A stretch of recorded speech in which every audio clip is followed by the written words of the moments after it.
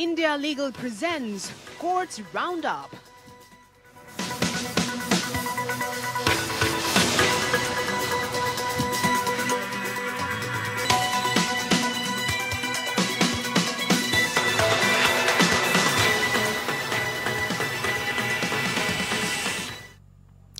नमस्कार, मैं हूं आपके साथ नेहा दुबे। कोर्ट्स राउंडअप में आपका बहुत बहुत स्वागत है। इस बुलेटिन में अगले आधे घंटे हम आपको कोर्ट से जुड़ी तमाम छोटी बड़ी खबरों से करवाएंगे रूबरू। कोर्ट की कार्रवाई सुप्रीम कोर्ट से लेकर हाई कोर्ट और लो कोर्ट्स तक के फैसलों को रखेंगे आपके सामने। तो आइए शुरू करते हैं कोर्ट्स राउंडअप।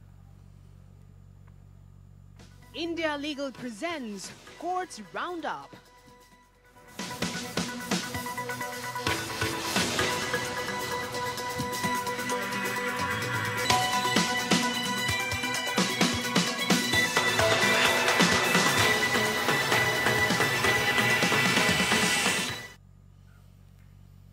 सुप्रीम कोर्ट ने एआईबीई के लिए दिव्यांग उम्मीदवारों को राहत दी है। कोर्ट ने एनएलयू कंसोर्टियम द्वारा सीएलएटी के लिए कोई नीति न होने पर आश्चर्य व्यक्त किया। पिछले सप्ताह सुप्रीम कोर्ट ने 100% दृष्टिहीन लॉ स्टूडेंट्स को कॉमन लॉ एंट्रेंस टेस्ट या सीएलएटी पोस्ट ग्रेजुएशन एग्जाम 2024 से 25 में बैठने के लिए नेशनल लॉ यूनिवर्सिटीज के कंसोर्टियम द्वारा नियुक्त लेखक की सहायता लेने की अनुमति दी थी। बता दें कि जिसके बाद न्यायालय ने आगामी अखिल भारतीय बार परीक्षा ये एआईबीई के लिए उत्तर लिखने की और बेयर एक्ट की सॉफ्ट कॉपी के लिए कंप्यूटर का उपयोग करने की मांग करने वाले अन्य 2 याचिकाकर्ताओं को राहत प्रदान की। जस्टिस सूर्यकांत और जस्टिस उज्जवल भुयान की खंडपीठ बेंचमार्क दिव्यांगता वाले 3 लॉ स्टूडेंट द्वारा दायर याचिका पर सुनवाई कर रही थी, जिसमें सीएलएटी, पीजी और एआईबीई में बैठने के लिए उचित सुविधा की मांग की गई कि याचिकाकर्ता संख्या 1 नालसार यूनिवर्सिटी ऑफ लॉ से 90% कम दृष्टि वाले दिव्यांग लॉ ग्रेजुएट हैं, जिन्होंने परीक्षा के दौरान कंप्यूटर का उपयोग करने के लिए प्रतिवादी number 2 bar council of India से एआईबीई परीक्षा में बैठने की सुविधा मांगी थी। याचिकाकर्ता number 2 government law school Mumbai में 100% दृष्टिहीन लॉ स्टूडेंट हैं, जिन्होंने अनुरोध किया कि सीएलएटी संचालन निकाय कंप्यूटर के उपयोग की अनुमति दे और दृष्टिहीन स्टूडेंट्स के लिए स्क्राइब पात्रता मानदंड स्पष्ट करें। और बार काउंसिल ऑफ इंडिया के वकील ने प्रस्तुत किया कि वे 2 उम्मीदवारों की मांगों पर सहमत हो गए हैं जो कंप्यूटर पर एआईबीई परीक्षा देना चाहते हैं। इस पर याचिकाकर्ता के एडवोकेट राहुल बजाज ने स्पष्ट किया कि स्टूडेंट स्क्रीन रीडर चाहते हैं और ऐसे में कंप्यूटर पर उत्तर भी देना चाहते हैं। उन्होंने विशेष रूप से कहा है कि जॉब एक्सेस विद स्पीच विशेष रूप से सक्षम व्यक्तियों के लिए अधिक सुलभ है और इसकी लागत न्यूनतम है। इस पर जस्टिस कांत ने टिप्पणी की है कि बीसीआई के लिए पैसा कोई मुद्दा नहीं होना चाहिए और इस पर न्यायालय ने याचिकाकर्ताओं को राहत दी है। पारित आदेश में इसने कहा है कि बेंचमार्क दिव्यांगता वाले वे स्टूडेंट जो कंप्यूटर के माध्यम से उत्तर देना चाहते हैं उन्हें अनुमति है। इस पहलू पर बीसीआई ने निर्देश देने के लिए कुछ समय मांगा है और न्यायालय अब अगले बुधवार को इस पर सुनवाई करेगा कि इस पर आगे कैसे बढ़ना है।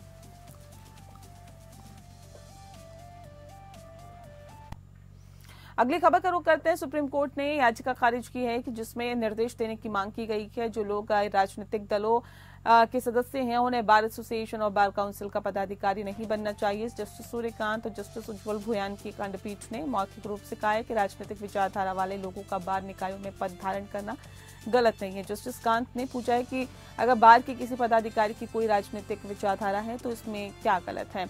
आप कपिल सिब्बल को एससीबीए के अध्यक्ष पद से हटाना चाहते हैं, आप मनन कुमार मिश्रा को बार काउंसिल ऑफ इंडिया के अध्यक्ष पद से हटाना चाहते हैं। याचिकाकर्ता का तर्क था कि अगर राजनीतिक विचारधारा वाले लोग उनके निर्वाचित नेता बन जाते हैं तो बार निकायों की स्वतंत्रता से समझौता हो जाएगा। जस्टिस कांत ने राम जेठमलानी का उदाहरण दिया, जिन्होंने राजनीति में सक्रिय रहते हुए बार काउंसिल ऑफ इंडिया के अध्यक्ष और सुप्रीम कोर्ट बार एसोसिएशन के अध्यक्ष के रूप में कार्य किया है।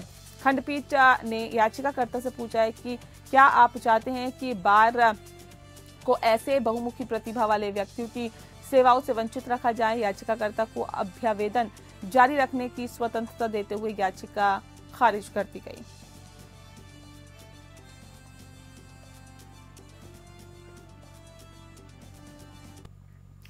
वहीं सुप्रीम कोर्ट ने फैसला सुनाया कि इंपोर्टेड मोटर कार के बाद में खरीदार को वाहन के आयात पर सीमा शुल्क का भुगतान करने के लिए सीमा शुल्क अधिकतम 1962 के तहत दायित्व को आकर्षित करने के लिए आयातक नहीं कहा जा सकता। जस्टिस बीवी नागरत्ना और जस्टिस एन कोटेश्वर सिंह की खंडपीठ ने हाईकोर्ट के फैसले के खिलाफ पॉर्श कार के बाद के खरीदार द्वारा दायर अपील पर सुनवाई की, जिसमें कार के मॉडल की गलत घोषणा, इसके साथ ही साथ चेसिस नंबर के साथ छेड़छाड़ के आरोप में अपीलकर्ता के साथ अन्य व्यक्तियों से 17,92,847 रुपए के कस्टम ड्यूटी की मांग को बरकरार रखा गया था। सरकार ने सीमा शुल्क से बचने के लिए कम मूल्यांकन करने के लिए विभिन्न स्तरों पर खाद्यान्नों का अवमूल्यन करने का निर्णय लिया है। प्रतिवादी सीमा शुल्क विभाग ने इस आधार पर शुल्क की मांग को उचित ठहराया है, क्योंकि अपीलकर्ता कार के कब्जे में था, इसलिए वे सीमा शुल्क अधिनियम की धारा 125 के तहत जुर्माने के साथ जब्त कार के मोचन पर अंतर सीमा शुल्क का भुगतान करने के लिए उत्तरदायी था। अपीलकर्ता ने सीमा शुल्क के भुगतान का विरोध किया है। कोर्ट ने प्रतिवादी के इस तर्क को खारिज कर दिया और अपीलकर्ता जब्त की गई कार के मालिक के रूप में अंतर शुल्क का भुगतान करके सीमा शुल्क अधिनियम की धारा 125 के तहत इसे भुना सकता है। बता दें कि कोर्ट ने स्पष्ट किया है कि ये तर्क केवल तभी लागू होगा जब जब्त किए गए वाहन का मालिक अज्ञात हो। तथ्यों की समीक्षा करने पर न्यायालय ने कहा है कि अपीलकर्ता को मोटर वाहन अधिनियम 1988 की धारा 230 के तहत वाहन का मालिक नहीं माना जा सकता है, क्योंकि वाहन के पंजीकरण, निर्माण और प्रमाण पत्र में इंपोर्टर को पंजीकृत मालिक के रूप में सूचीबद्ध किया गया, अपीलकर्ता को नहीं। इसलिए न्यायालय ने माना है क्योंकि वाहन के मालिक इंपोर्टर हैं और इसीलिए जब्त की गई कार को छुड़ाने के लिए अंतर सीमा शुल्क का भुगतान करने के लिए बाद के खरीदार पर कोई दायित्व नहीं लगाया जा सकता।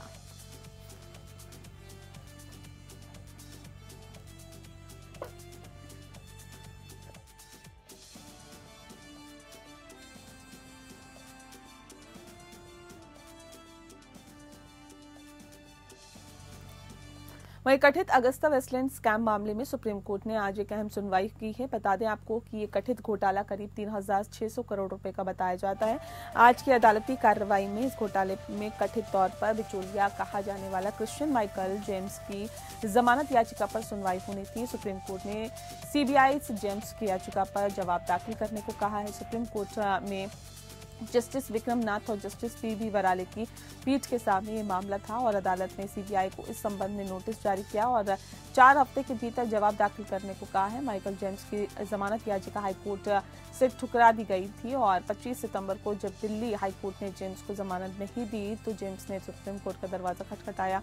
ये पूरा घोटाला करीब 3,600 करोड़ रुपए का कहा जाता है। इसके तहत 12 वीवीआईपी हेलीकॉप्टर की अगस्ता वेस्टलैंड मामले में जो पूरी कंपनी है, इस नाम की कंपनी से खरीदारी हुई है और आरोप है कि इस खरीदारी के दौरान बड़े पैमाने पर भ्रष्टाचार किया गया। माइकल जेम्स ब्रिटिश नागरिक है। साल 2018 के दिसंबर महीने में माइकल का दुबई से प्रत्यर्पण और गिरफ्तारी हुई थी। इस मामले में अंततः जमानत मिलती है या नहीं, इस फैसले पर हर एक की निगाहें होगी। इसी साल मार्च के महीने में सुप्रीम कोर्ट की एक बेंच माइकल जेम्स की जमानत याचिका खारिज कर चुकी है। माइकल जेम्स की दलील थी कि प्रत्यर्पण वाले फैसले में कही गई बातों के अलावा और दूसरे आरोप उन पर नहीं बनते हैं। हालांकि सुप्रीम कोर्ट की तब सुनवाई कर रही डीवाई चंद्रचूड़, जस्टिस जी.बी. पार्दीवाला और मनोज मिश्रा की बेंच ने जेम्स की याचिका को खारिज कर दिया था। उन्होंने कहा था कि पहले भी इस मामले को सुना जा चुका है। इससे पहले दिल्ली की एक निचली अदालत ने हिरासत से रिहाई की मांग करने वाली मिशेल को इसी तरह की याचिका को खारिज कर दिया गया था। सुप्रीम कोर्ट ने मणिपुर हाई कोर्ट द्वारा अक्टूबर 2023 में पारित स्वतः संज्ञान निर्देशों को रद्द कर दिया है, जिसमें सीबीआई को पॉक्सो 2012 के तहत दोषी पूर्वोत्तर बाल गृह प्रशासक टिमोथी चांगसांग को 3 महीने के भीतर हाईकोर्ट के समक्ष पेश करने का निर्देश दिया गया था। दोषी 2018 से फरार है और अभी तक उसका पता नहीं चल पाया है। सीबीआई द्वारा 4 अक्टूबर 2023 और 1 जनवरी के आदेश के खिलाफ एक आपराधिक अपील दायर की गई थी, जिसके तहत सीबीआई ने मांग की थी कि उन्हें पक्षकार के रूप में शामिल किया जा सकता है, जिसे खारिज कर दिया गया था और उन्हें अनुपालन करने के लिए 8 सप्ताह का समय दिया गया था। अखबारों की कथनों के आधार पर मामले का स्वतः संज्ञान लेने के बाद हाईकोर्ट द्वारा पारित किया गया था। सुप्रीम कोर्ट ने जुलाई 2024 में अपेक्षित निर्देशों पर रोक लगा दी थी। सीबीआई के अनुसार इसे एक पक्ष के रूप में भी पक्षकार नहीं बनाया गया था, लेकिन फिर भी एक निर्देश पारित किया गया था। जस्टिस बी नागरत्ना और जस्टिस एन.के. सिंह की खंडपीठ ने कहा कि हाईकोर्ट द्वारा जारी निर्देश अनावश्यक है, जिसमें कहा गया है कि सीबीआई द्वारा किया गया अनुरोध वास्तविक है, खासकर जब राज्य सरकार ने दोषी का पता लगाने के लिए पहले से ही विशेष टीमों का गठन किया है। लेकिन अदालत ने अपने आदेश में कहा है कि यदि आवश्यक हो तो राज्य सरकार सहायता के लिए केंद्र सरकार से संपर्क कर सकती है। दोषी की सजा को मणिपुर हाईकोर्ट और फिर सुप्रीम कोर्ट ने बरकरार रखा था।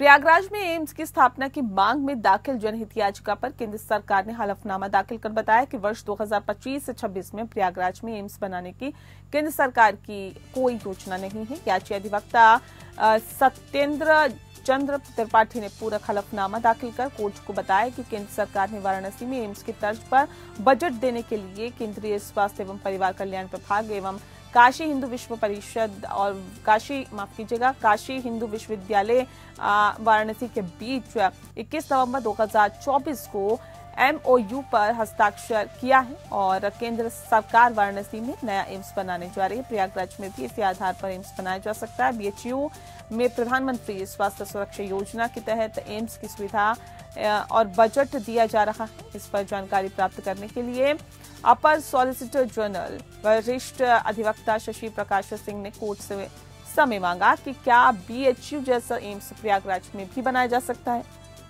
कोर्ट ने अगली सुनवाई की तिथि 10 जनवरी नियत की है और प्रयागराज में BHU जैसा एम्स स्थापित करने के बारे में केंद्र सरकार से जानकारी प्राप्त करने का समय दिया है। यह आदेश मुख्य न्यायाधीश अरुण भंसाली और साथ ही साथ न्यायमूर्ति विकास बुधवार की खंडपीठ ने सहज सारथी फाउंडेशन और अन्य की तरफ से याचिका जो है दाखिल की और जनहित याचिका की सुनवाई करते हुए दिया है। याचिका कहना है कि प्रयागराज को सभी दिशाओं से जोड़ने वाले राजमार्ग हैं और हाईकोर्ट केंद्रीय विद्यालय सहित तमाम केंद्र सरकार के कार्यालय हैं और विश्व प्रसिद्ध संगम पर हर वर्ष करोड़ों की भीड़ आती है और मेडिकल सुविधाएं नदारद हैं। ऐसे में प्रयागराज में एम्स की स्थापना की जानी चाहिए। याचिका की अगली सुनवाई 10 जनवरी को होगी।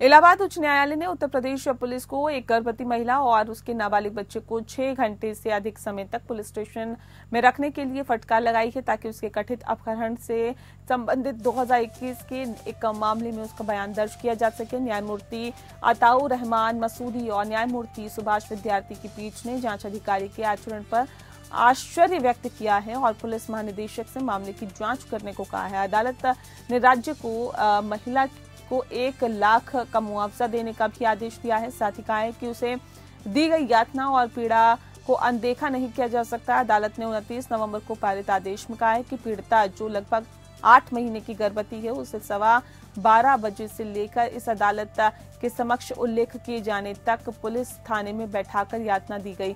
इस तरह से पीड़िता 12:15 बजे से लेकर कम से कम शाम 6:30 बजे तक पुलिस हिरासत में रही।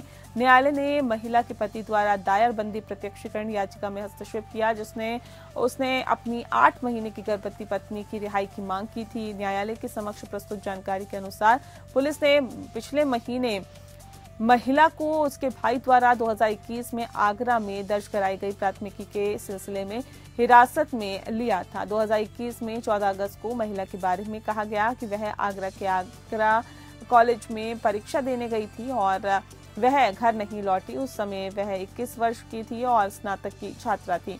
इसके बाद महिला के पति के खिलाफ अपहरण का मामला दर्ज किया गया। गौर करने वाली बात यह है कि महिला के परिवार द्वारा उसके लापता होने की सूचना देने के एक दिन बाद ही दोनों ने शादी कर ली थी। पीठ ने ये देखकर आश्चर्य व्यक्त किया है कि 3 साल तक अपहरण मामले में मुखबिर के बयान दर्ज करने के अलावा कोई प्रगति नहीं हुई है। कोर्ट ने जांच अधिकारी के आचरण पर सवाल उठाते हुए कहा कि जब पुलिस वहां पहुंची तो महिला के घर पर कोई पुरुष सदस्य मौजूद नहीं था। न्यायालय ने कहा है कि ये देखकर दुख हुआ कि जांच अधिकारी ने विवाहित महिला को अनावश्यक रूप से हिरासत में लेने से पहले उसकी उम्र भी नहीं पूछी। न्यायालय ने कहा कि सामान्य तौर पर जांच अधिकारी पीड़िता को तब तक हिरासत में नहीं ले सकेगा जब तक कि उसके व्यक्ति या संपत्ति की सुरक्षा तत्काल आवश्यक न हो और इस मामले की अगली सुनवाई अब 11 दिसंबर को होगी।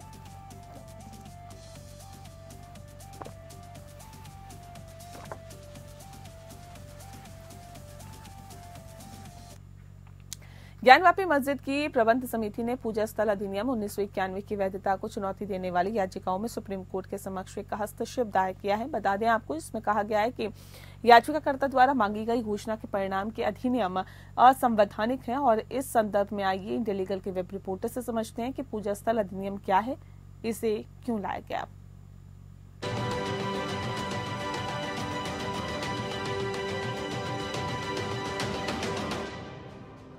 Do you know why India has the Places of Worship Act? The Places of Worship Act 1991 India में हर धार्मिक स्थल के धार्मिक चरित्र को उसी रूप में बनाए रखने के लिए बनाया गया था जैसे वो अगस्त 15, 1947 को थे। एक्ट के सेक्शंस 3 और 4 के तहत किसी भी धार्मिक स्थल को बदलना मना है। ऐसे बदलाव के लिए कानूनी कार्यवाही भी नहीं की जा सकती। इसी धार्मिक स्थलों की इतिहासी स्थिति को बनाए रखा जाता है ताकि समाज में शांति बनी रहे। ज्ञानवापी मस्जिद मैनेजमेंट कमेटी ने रिसेंटली सुप्रीम कोर्ट में इस एक्ट को चैलेंज करने की कोशिश को अपोज किया। कमेटी ने कहा कि एक्ट धार्मिक विवादों को रोकने में मदद करता है क्योंकि ये धार्मिक स्थलों की स्टेटस को बनाए रखता है। कमेटी ने यह भी कहा कि इंडिया के 20 ऑनगोइंग केसेस है ज्ञानवापी मस्जिद और संभल जमा मस्जिद के डिस्प्यूट्स इस एक्ट की वजह से कंट्रोल में है। राम जन्मभूमि केस को रेफरेंस देते हुए कमेटी ने यह कहा कि एक्ट सेकुलरिज्म को प्रोटेक्ट करने के लिए एक नॉन डेरोगेबल ऑब्लिगेशन है। उन्होंने वार्निंग दी है कि एक एक्स पार्टी ऑर्डर्स जो सर्विस के लिए दिए जा रहे हैं उन्होंने पहले ही हिंसा, मौत और असमानता को जन्म दिया है। प्ली में यह भी कहा गया है कि अगर एक्ट को अनकॉन्स्टिट्यूशनल डिक्लेयर किया गया तो ये कम्युनल हार्मनी और रूल ऑफ लॉ को तोड़ सकता है और देश में नए डिस्प्यूट्स हो सकते हैं। For more such legal updates follow India legal.